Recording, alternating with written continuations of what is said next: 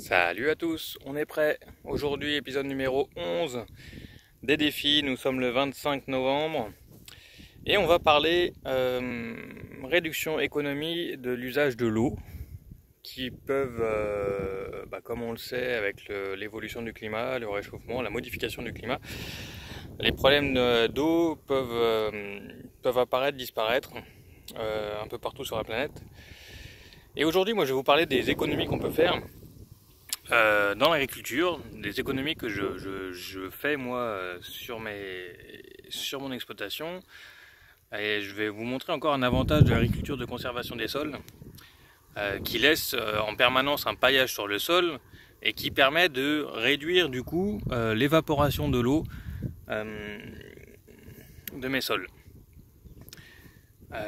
En plus de réduire d'une action mécanique le fait de couvrir le sol en permanence, l'amélioration du taux de matière organique, l'élévation du taux de matière organique de mes sols aussi, va permettre à mes sols de garder de plus en plus d'eau au fur et à mesure des années que mes sols vont s'améliorer, vont devenir de plus en plus fertiles.